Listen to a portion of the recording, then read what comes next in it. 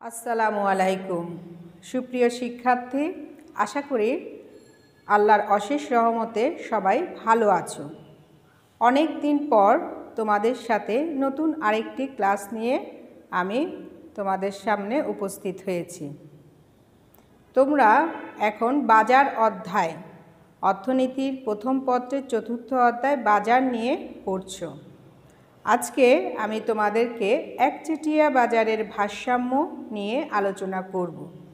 আলোচনায় তোমাদের সাথে আছি আমি তাসলিমা ইসলাম, সহকারী অধ্যাপক, মাইলস্টোন কলেজ, অর্থনীতি বিভাগ। চলো আমরা একচেটিয়া বাজার সম্পর্কে আগে ধারণা নেই।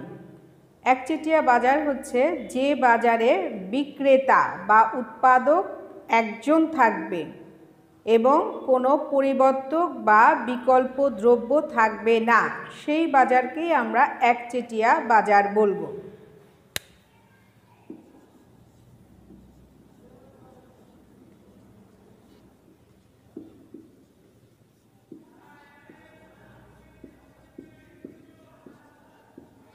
একচেটিয়া বাজার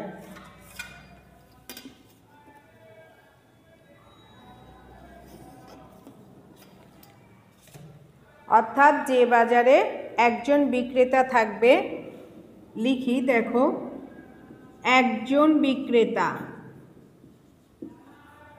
একজন বিক্রেতা।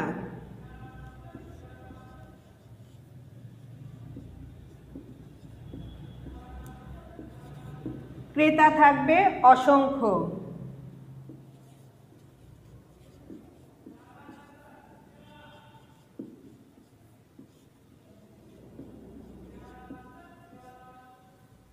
দ্রব্যের পরিবর্তক বা বিকল্প কোনো দ্রব্য থাকবে না।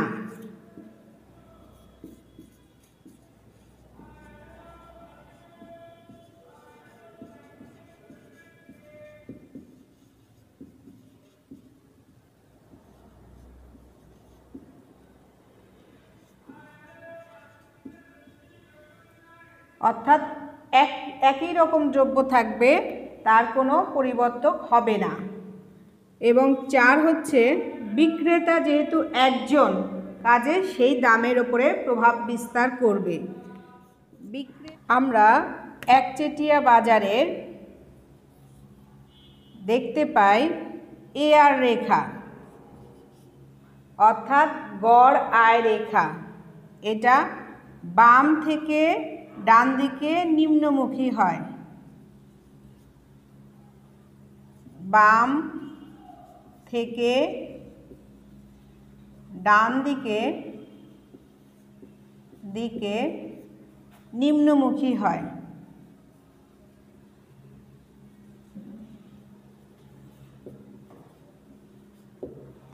যেহেতু বিক্রেতা নিজেই দ্রব্যের দাম ঠিক করে, এ কারণে তার কাছে যখন প্রথমে দ্রব্য থাকে কম, তখন দামটা রাখে সে অনেক বেশি। দ্রব্যের পরিমাণ বৃদ্ধির সাথে সাথে সে তার দামটা আস্তে আস্তে কমাতে থাকে। চলো আমরা একটা এআর রেখার চিত্র দেখি।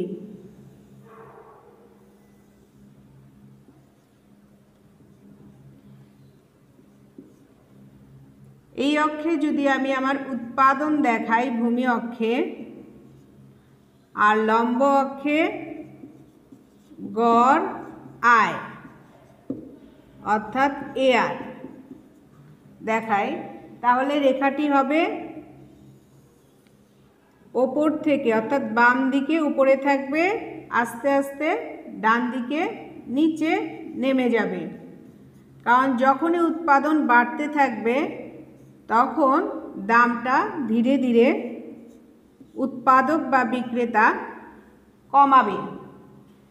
এবং এমআর রেখাও ঠিক এআর রেখার মতোই অবস্থান করবে।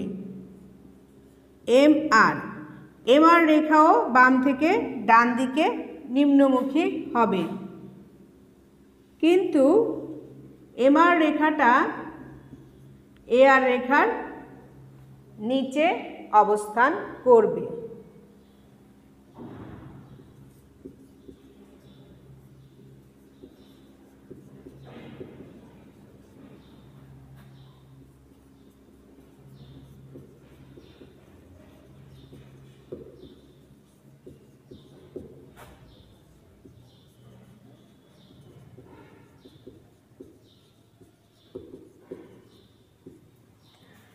ভারসাম্যের জন্য আমাদের এআর এবং এমআর রেখা অনেক গুরুত্ব রাখে।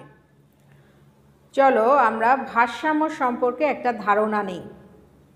একজন উৎপাদনকারী তার উৎপাদন ততক্ষণ পর্যন্ত চালিয়ে যাবে যতক্ষণ পর্যন্ত তার মুনাফা সবচেয়ে বেশি না হয়।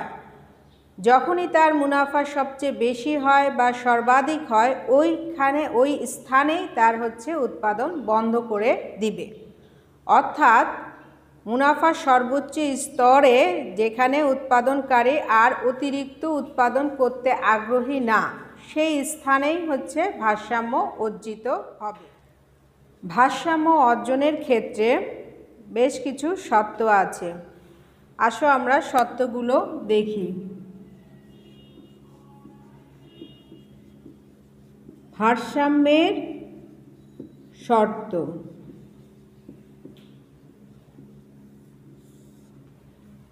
প্রথম বা প্রয়োজনীয় শর্ত। তোমাদের অনেক সময় এমসিকিউতে আমরা বলে থাকি প্রয়োজনীয় শর্ত কোনটি? প্রথমটাকেই বলা হচ্ছে প্রয়োজনীয় শর্ত। প্রথম বা প্রয়োজনীয় শর্ত।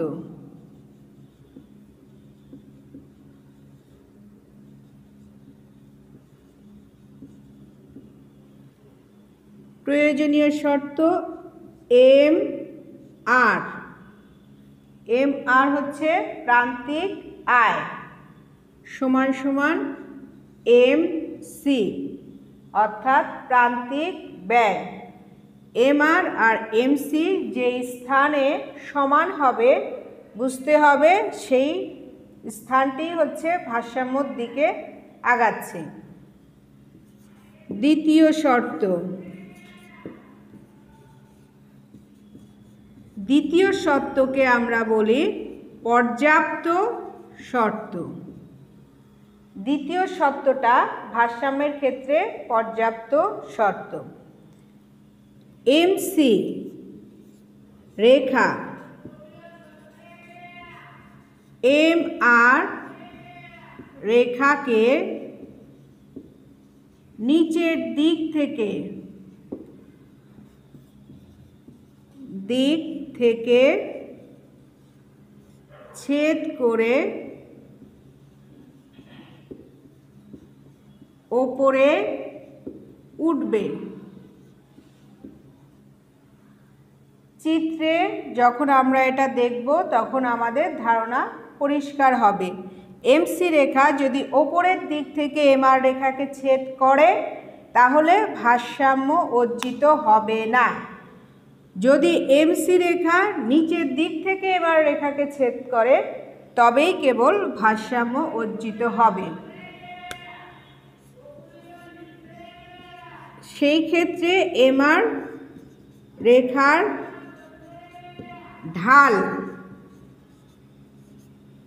ছোট হবে এমসি রেখার ঢালের চেয়ে। এমআর রেখার ঢাল এমসি রেখার ঢালের চেয়ে ছোট হবে। এই দুটো শর্ত যখন পূরণ হবে তখনই ভারসাম্য অর্জিত হবে।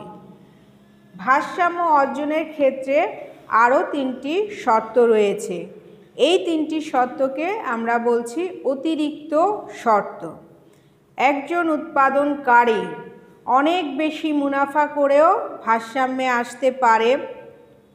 তার যদি বিক্রি কম থাকে তাহলে স্বাভাবিক অবস্থাতেও সে ভারসাম্যে আসতে পারবে।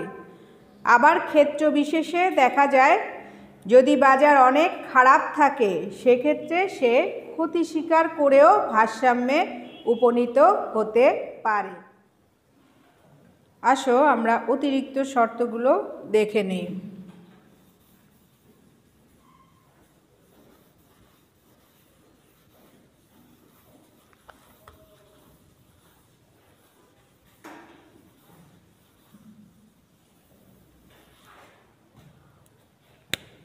অতিরিক্ত শর্ত 3 নাম্বার হচ্ছে অতিরিক্ত শর্ত। অতিরিক্ত শর্তের মধ্যে প্রথম হচ্ছে পি সমান সমান এসি। আমরা পি দিয়ে দাম প্রকাশ করে থাকি, আর এসি দিয়ে গড় ব্যয় প্রকাশ করে থাকি।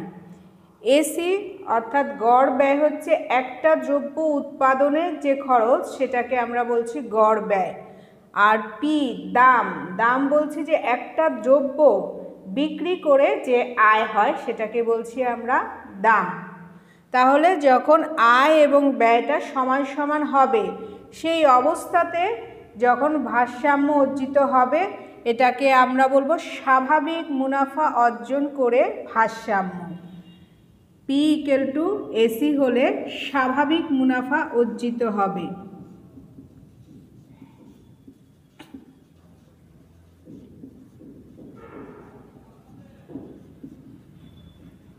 আমরা মুনাফা সাধারণত পাই দিয়ে প্রকাশ করে থাকি।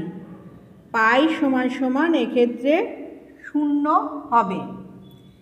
এবার আসো দ্বিতীয় অতিরিক্ত শর্ত। এক্ষেত্রে পি অর্থাৎ দাম, একটা দ্রব্য বিক্রি করে যে অর্থ পাওয়া যাচ্ছে সেই আয় যখন একটা দ্রব্য উৎপাদনের খরচের চেয়ে বেশি হয়, তখন যে ভারসাম্য অর্জিত হবে সেক্ষেত্রে অস্বাভাবিক মুনাফা অর্জিত হবে।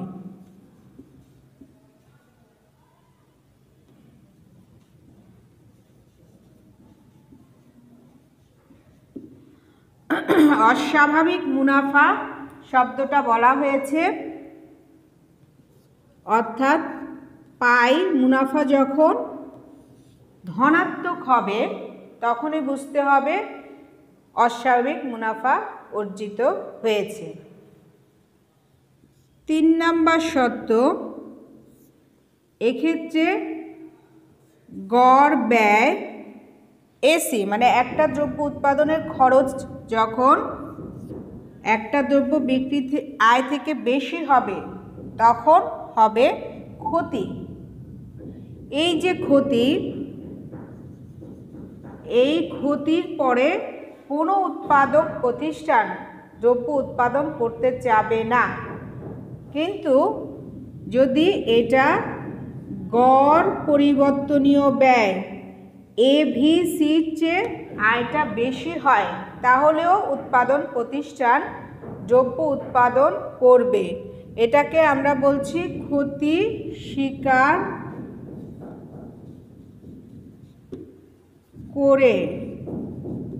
স্বীকার করে মুনাফা অর্জন।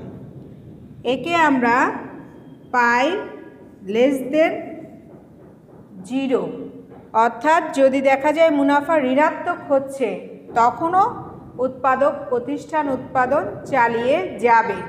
তার ক্ষতি হবে কিন্তু সে উৎপাদন বন্ধ করবে না। উৎপাদন বন্ধ করলে দেখা যায় ক্ষতির পরিমাণ অনেক বেশি হয়, বরং উৎপাদন চালিয়ে গেলেই তার ক্ষতির পরিমাণটা কম থাকে। আর এই সুবিধার জন্যই সে ক্ষতি স্বীকার করে হলেও উৎপাদন চালিয়ে যাবে। আসো আমরা চিত্র একে চিত্রের মাধ্যমে ভারসাম্য দেখি।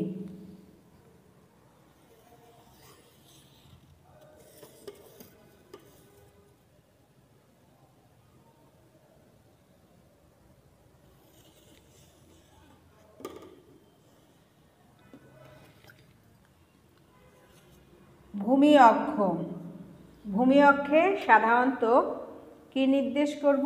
উৎপাদনের পরিমাণটা আমরা দেখাবো। আর লম্ব অক্ষে দাম দেখাবো, যত ধরনের ব্যয় আছে সেই ব্যয়ও দেখাবো, অর্থাৎ গড় ব্যয়, প্রান্তিক ব্যয় এবং যত ধরনের আয় আছে অর্থাৎ গড় আয়, প্রান্তিক আয় সব আমরা লম্ব অক্ষের দিকে দেখাবো।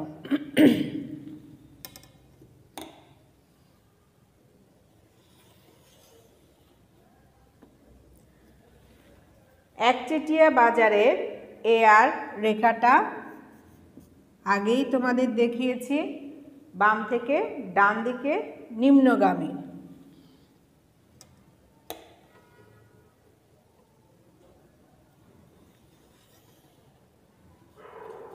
এমআর এই রেখাটাও বাম থেকে ডান দিকে নিম্নগামী, তবে এআর রেখার নিচে এমআর রেখাটা অবস্থান করবে।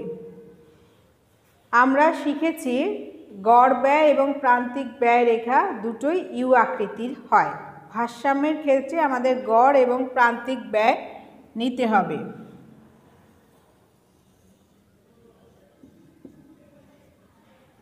এটা হচ্ছে আমাদের গড় ব্যয় রেখা, যেটা ইউ আকৃতির। ঠিক গড় ব্যয় রেখার নিচ থেকে শুরু হয়ে ওপর দিকে উঠে যায় প্রান্তিক ব্যয় রেখা। এই রেখাটাও ইউ আকৃতির, শুরু হয় গড় ব্যয়ের নিচ থেকে এবং গড় ব্যয় ছেদ করে এটা ওপরে ডান দিকে উঠে আসে। আমরা ভারসাম্যের প্রথম শর্তে বা প্রয়োজনীয় শর্তে দেখেছি এম আর সমান সমান এম সি। এই রেখাটা হচ্ছে আমার এমআর রেখা আর এই রেখাটা হচ্ছে এমসি রেখা। চিত্রে খেয়াল করলে আমরা দেখতে পারবো এই জায়গায় এমআর রেখা নেমে গেছে আর এই জায়গায় এমসি রেখা এমআর রেখাকে ক্রস করে ওপরে উঠে গেছে, অর্থাৎ এই বিন্দুটা হচ্ছে এমআর আর এমসি যেখানে সমান হয়েছে। দ্বিতীয় শর্তে বলা হয়েছিল এমসি রেখা ভারসাম্য অর্জনের ক্ষেত্রে এমসি রেখা নিচের দিক থেকে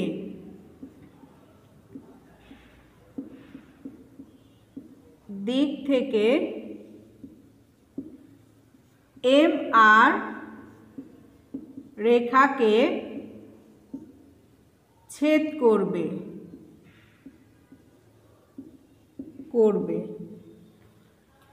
এই যে এমসি রেখা এটা নিচের দিক থেকে এমআর রেখাকে এই বিন্দুতেই ছেদ করেছে, কাজে এই বিন্দুটাই হলো ভারসাম্য বিন্দু।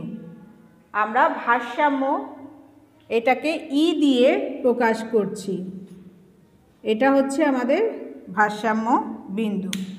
যখন ভারসাম্য নির্ধারিত হয়ে যায় তখন সেখান থেকে আমরা উৎপাদন বের করতে পারি। উৎপাদন আমার ভূমি অক্ষে আছে উৎপাদনের পরিমাণ। তাহলে কি দাঁড়ালো? ই বিন্দুতে ভারসাম্য অর্জন করে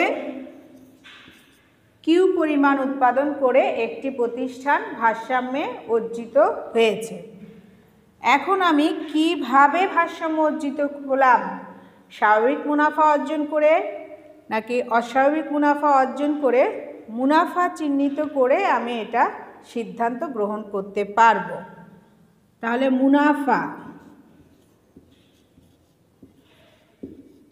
মুনাফাকে প্রকাশ করা হচ্ছে গ্রিক বর্ণ পাই দিয়ে। পাই সমান সমান T R minus T C. Total revenue বিয়োগ যাবে টোটাল কস্ট। মোট আয় থেকে আমি মোট ব্যয়টা বাদ দিলেই আমার মুনাফা বের হয়ে আসবে। এখন মোট আয়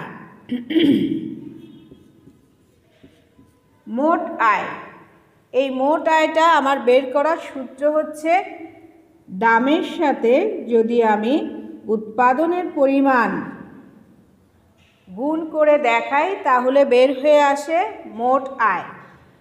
এক্ষেত্রে আমার দামটা কত?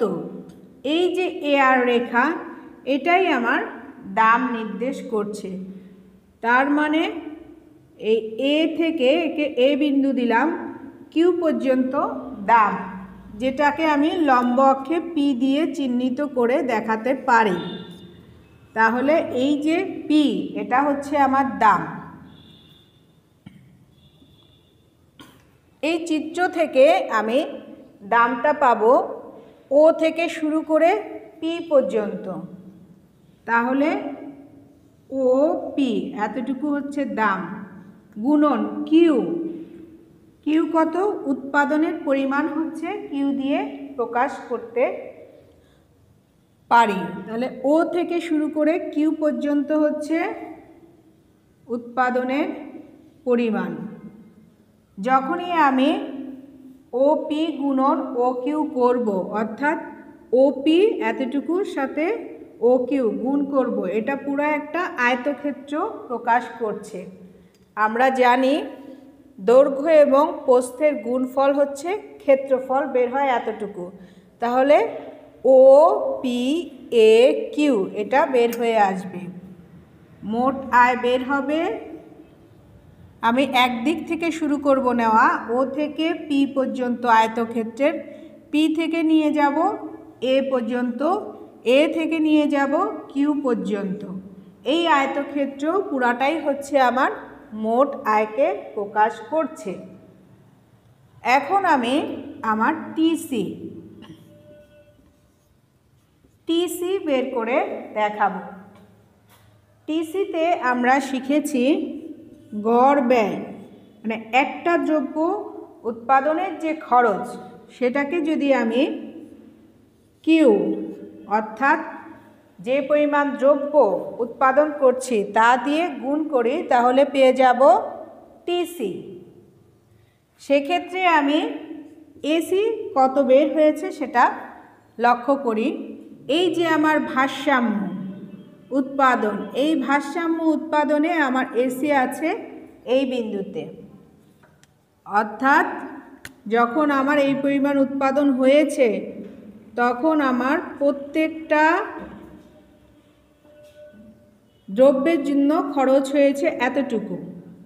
এখানে আমি এফ দিয়ে প্রকাশ করছি, এফ, তার মানে এফ থেকে কিউ পর্যন্ত আমার এসি অর্থাৎ প্রত্যেকটা দ্রব্যের জন্য খরচ হয়েছে।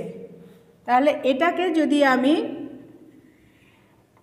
লম্ব অক্ষে প্রকাশ করি সি দিয়ে, তাহলে কত আসবে? গড় খরচ বের হবে ও থেকে সি পর্যন্ত, ও থেকে সি পর্যন্ত, আর উৎপাদনের পরিমাণ আছে ও থেকে কিউ, ও থেকে কিউ পর্যন্ত। এক্ষেত্রে আমার দাঁড়ালো আয়তক্ষেত্র ও সি এফ কিউ, অর্থাৎ দৈর্ঘ্য প্রস্থের গুণফল করে আমি এতখানি আমার আয়তক্ষেত্র পেয়েছি। এক কর্নার থেকে আমি শুরু করব, ও থেকে শুরু করে সি, সি এর পরে চলে যাব এফ, এফ এর পরে আসবে কিউ। এই হচ্ছে আমার টিসি। তাহলে আমরা মুনাফা বের করতে আমাদের প্রয়োজন হচ্ছে টিআর এবং টিসি, দুটোই আমি পেলাম। এবার আমার মুনাফা বসিয়ে দিই। টিআর পেয়েছি O P A Q, O P A Q. আমি মুনাফা পেয়েছি ও পি এ কিউ, আর সেখান থেকে বিয়োগ দিব আমার মোট খরচ যেটা, আয় পেয়েছি ও পি এ কিউ, সেখান থেকে ব্যয় ও সি এফ কিউ, অর্থাৎ ও সি এফ কিউ এতটুকু বিয়োগ দিব। বিয়োগ দিলে আমার কতখানি মুনাফা বের হয়ে আসে? বিয়োগ করে আমি যে আয়তক্ষেত্রটা পাই সেটার পরিমাণ হচ্ছে এ পর্যন্ত, সি পি এ এফ। এক সাইড থেকে নিব C P A F.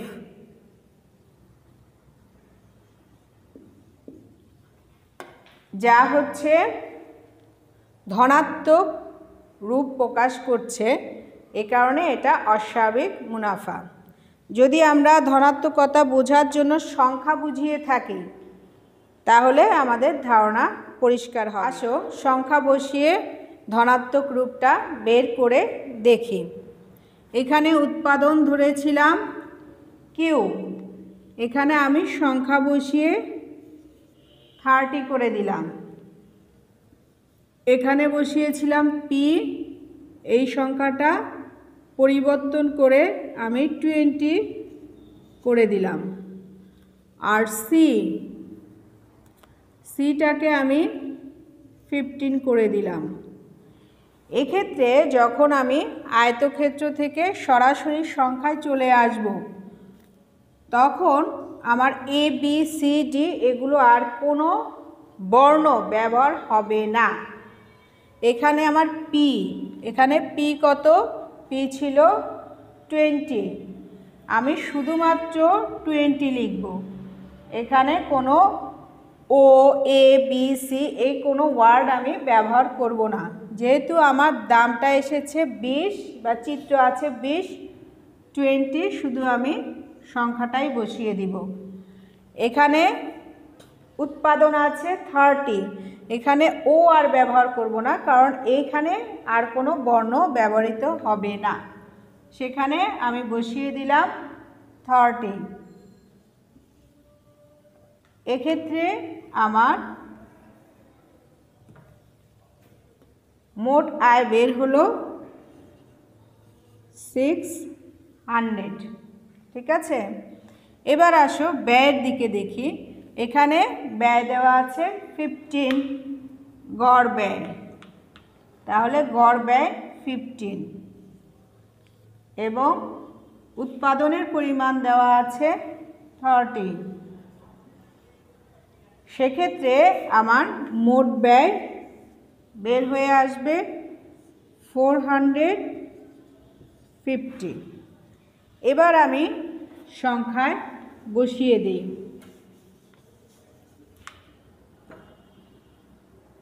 600 minus 450 150, যা কিনা কি শূন্যের চেয়ে বেশি।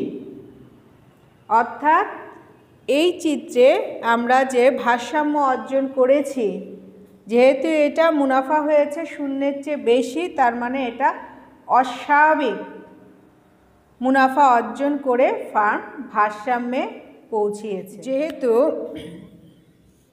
পাই মুনাফা ধনাত্মক হয়েছে, শূন্যের চেয়ে বেশি হয়েছে, কাজেই এটি অস্বাভাবিক মুনাফা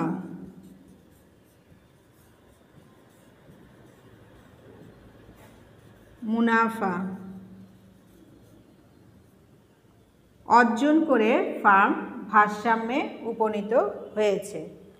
আশা করি সবাই বুঝতে পেরেছ। ইনশাল্লাহ আগামী কোনো ক্লাসে আবার দেখা হবে। আজ এ পর্যন্তই। আল্লাহ হাফেজ।